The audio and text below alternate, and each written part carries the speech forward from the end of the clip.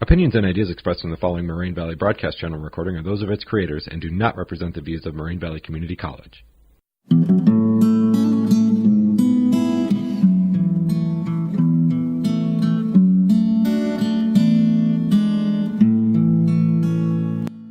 Okay guys, welcome to Moraine Radio, where we discuss social issues that affect our community.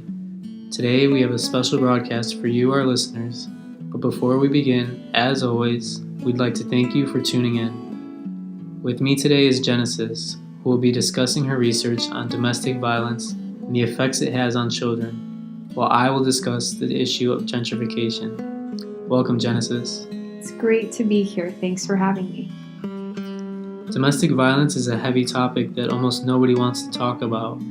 Why have you chosen to research and discuss this issue? Well, it's an issue that's very personal to me. As a child, I witnessed domestic violence, so it's something I'm passionate about helping others with and bringing to the awareness of people. What about you? What made you want to discuss the topic of gentrification?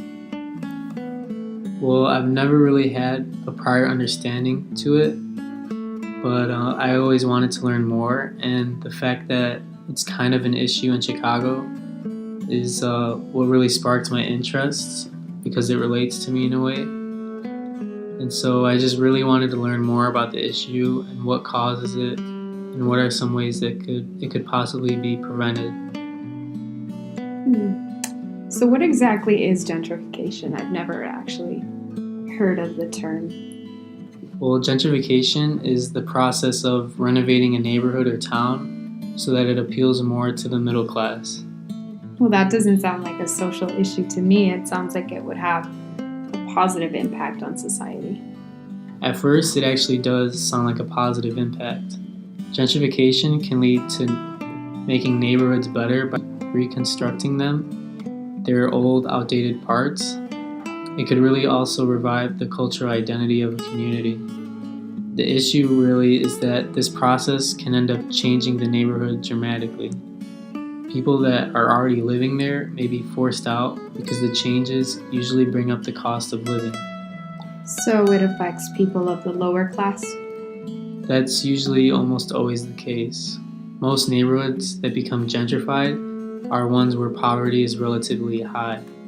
More than anything else, this issue is morally wrong. Although these neighborhoods are getting better, the people who suffered before are not the ones getting these benefits. They are being threatened by potentially being forced out of their homes. Well, I can see why this is an issue. Home is never a place where anyone should feel threatened or unsafe.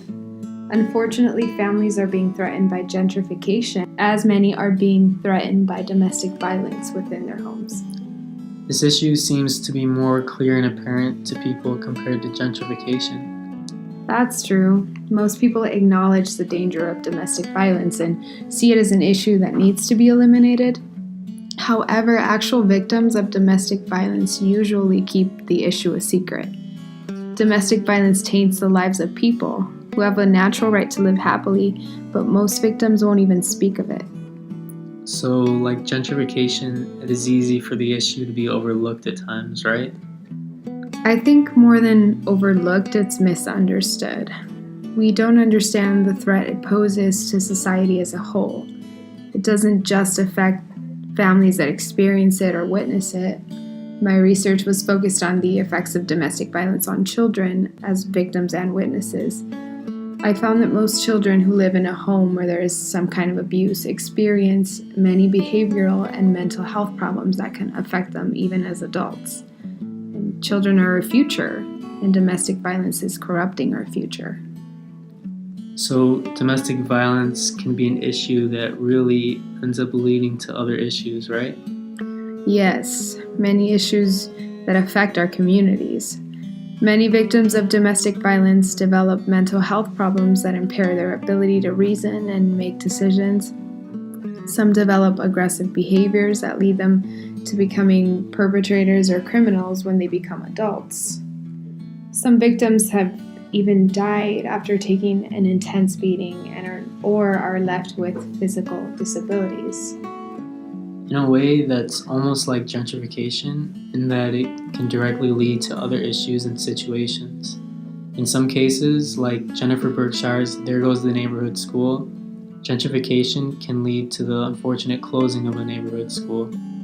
In this article, Berkshire talks about a certain Chicago neighborhood that is currently in the process of gentrification, and she explains how that leads to the closing of the community's high school.